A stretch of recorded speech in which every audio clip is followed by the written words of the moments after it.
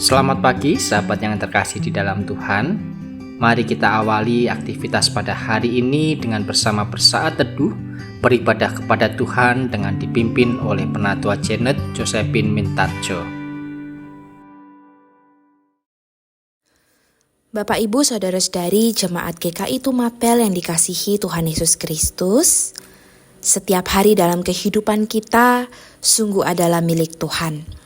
Kalau kita boleh ada hingga kita ada saat ini, semua sungguh karena Tuhanlah yang memberikan kesempatan, waktu, energi, dan semua yang kita miliki untuk kita kelola dan kita jaga dalam kehidupan ini.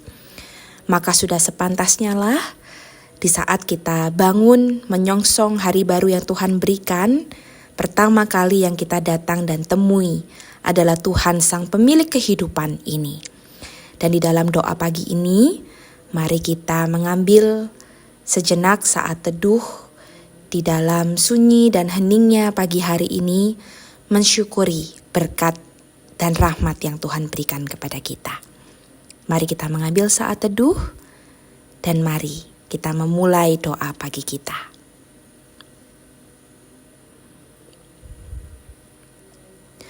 Allah Bapa Surgawi, yang kami kenal di dalam nama Tuhan kami Yesus Kristus, yang kami rasakan dan alami di dalam penjagaan, teguran, juga perlindungan dari Roh Kudus.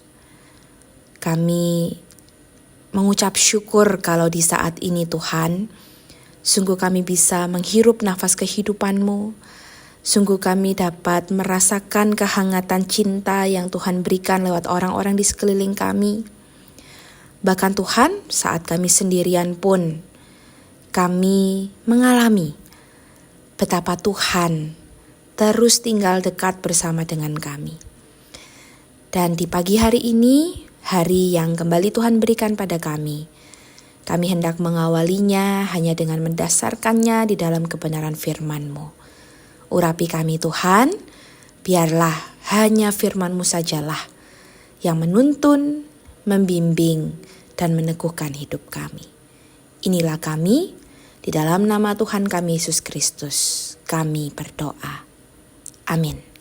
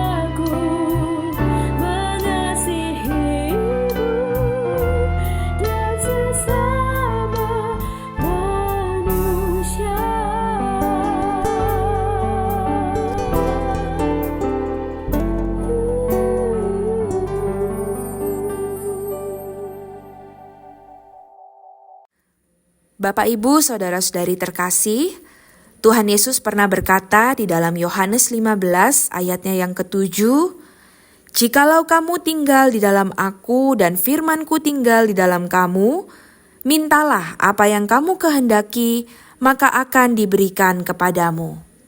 Demikianlah firman Tuhan. Hosiana. Amin. Umat yang dikasihi dan mengasihi Tuhan, telah sekian lama kita menjalani masa Prapaskah. Ada dari kita yang berpantang, barangkali ada juga yang berpuasa, dan tentu setiap kita tidak putus-putusnya berdoa. Bahkan ada gereja-gereja, barangkali termasuk gereja kita juga, yang secara khusus mendedikasikan satu hari untuk satu doa tertentu. Hari ini mungkin berdoa untuk para orang tua, para single parents. Besok berdoa untuk anak-anak, anak-anak jalanan, anak-anak yatim piatu.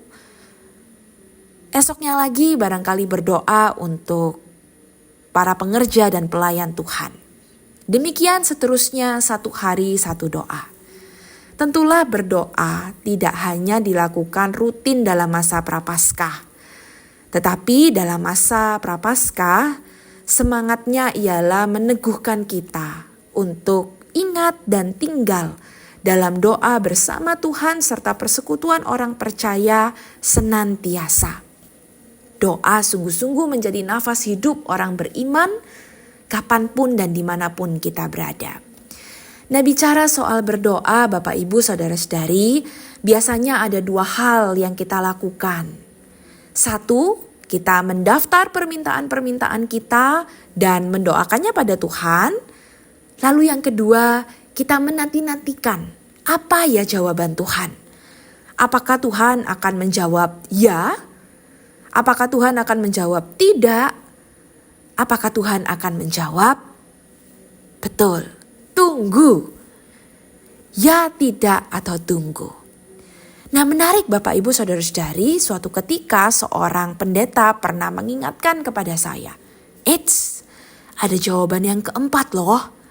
Bukan hanya ya, tidak, dan tunggu. Tapi jawaban yang keempat, kalau dalam bahasa Inggris begitu ya, adalah dengan pertanyaan malah. Yaitu, are you kidding me? Seriusan? Beneran? Sungguhan? Ini yang engkau minta? Tidakkah engkau bercanda dengan permintaanmu ini? Tahukah kamu apa yang sedang engkau minta?" Saudara, jawaban yang keempat ini mengundang kita sekalian untuk merenungkan bahwa betul loh, Tuhan sering mengajak kita untuk introspeksi diri. Bahwa berdoa bukan hanya sekedar mendaftar permintaan-permintaan lalu mendoakannya saja berharap kemudian Tuhan kabulkan. Tapi sesungguhnya berdoa mesti di dalam semangat bahwa kita mau menyadari apa yang sedang kita minta.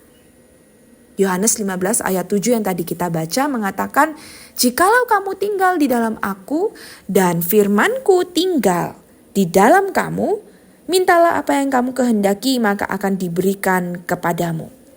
Sekilas memang nampaknya kalimat ini itu seringkali dijadikan pembenaran.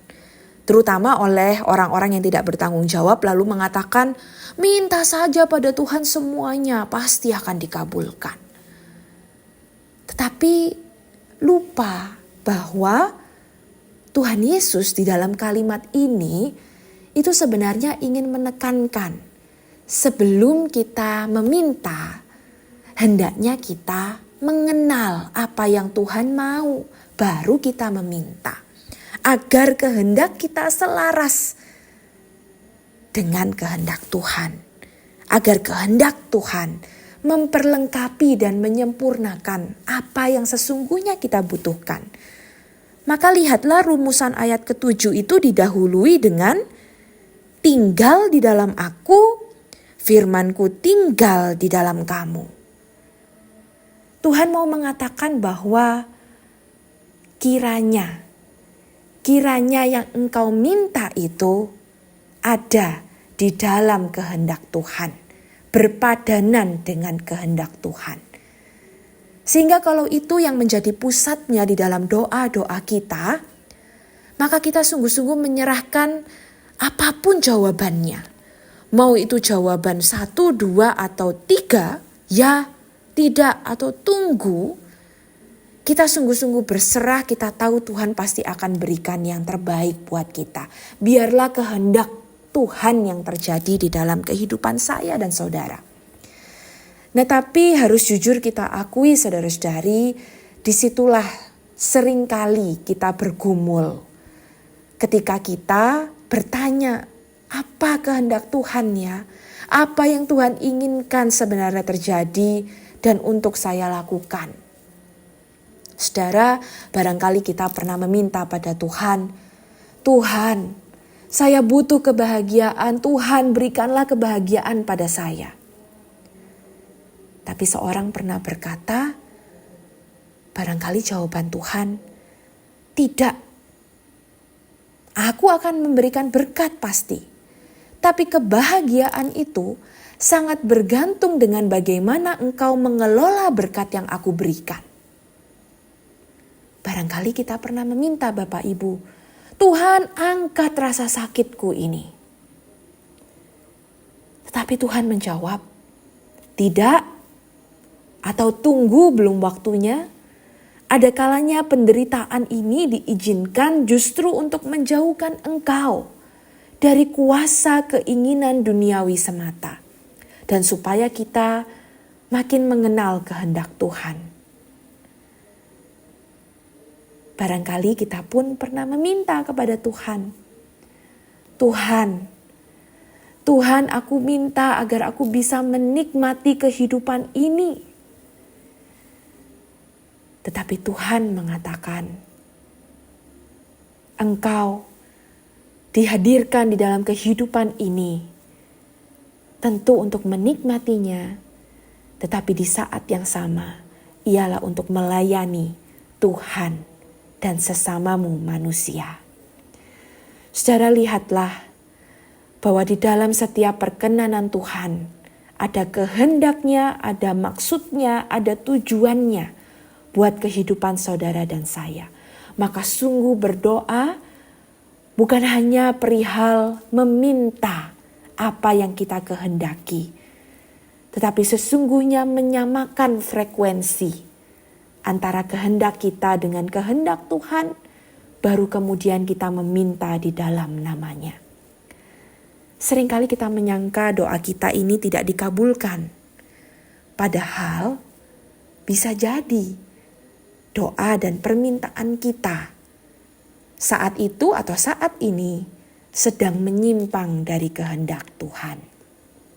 Saudara, di awal saya mengatakan bahwa ada 2 hal yang sering kita lakukan waktu kita berdoa, yaitu mendaftar-daftar dan memohon permintaan kita pada Tuhan. Lalu yang kedua adalah menanti-nanti jawaban Tuhan.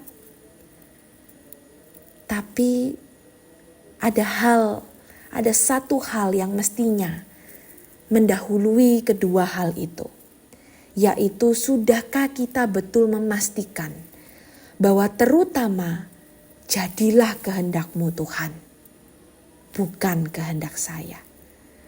Jadilah kehendak-Mu Tuhan, bukan terutama permintaan-permintaan saya. Sebagaimana Tuhan Yesus ketika para murid meminta untuk diajari berdoa, Tuhan mengajarkan doa Bapa kami yang diawali di dalam kalimat-kalimat pertamanya, jadilah kehendak-Mu di atas bumi seperti di dalam surga. Sebab Tuhan memandang lebih jauh dan lebih luas, bahkan mengerti apa yang terbaik dan dibutuhkan anak-anaknya. Jadilah kehendak-Mu Tuhan di atas bumi seperti di dalam surga. Amin.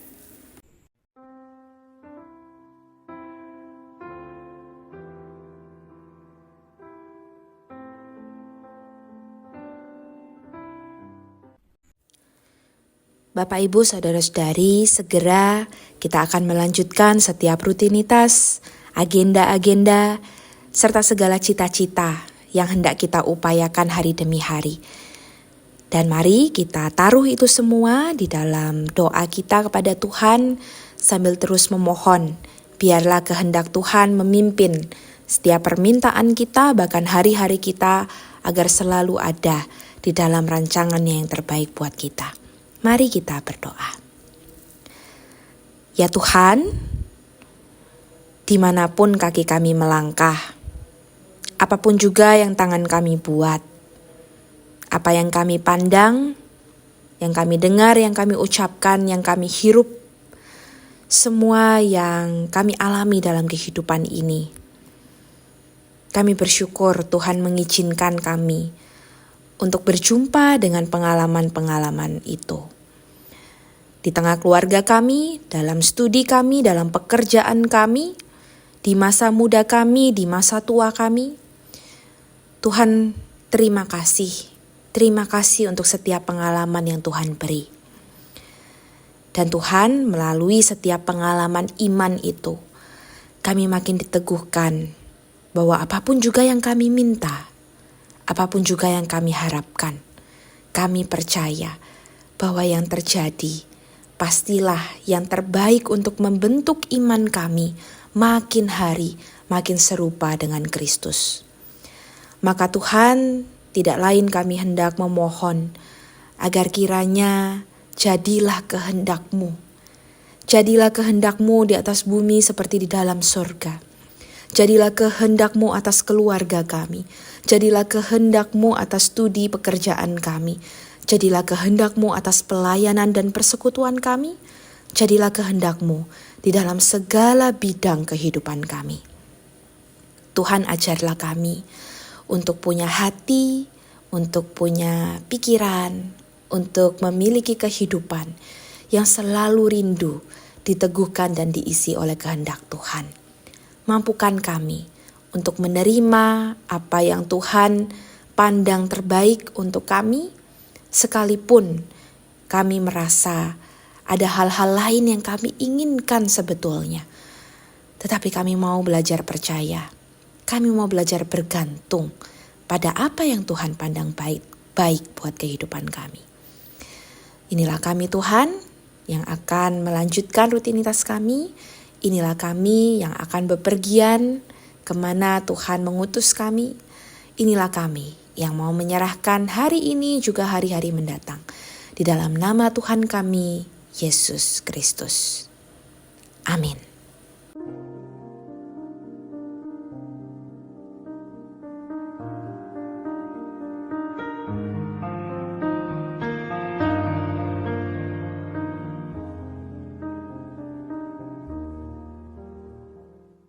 Bapak Ibu yang terkasih, demikian doa pagi kita bersama di pagi hari ini. Dan selamat kembali melanjutkan aktivitas berjalan bersama dengan rengkuhan Tuhan sendiri. Tuhan memberkati dan sampai jumpa di dalam doa pagi selanjutnya.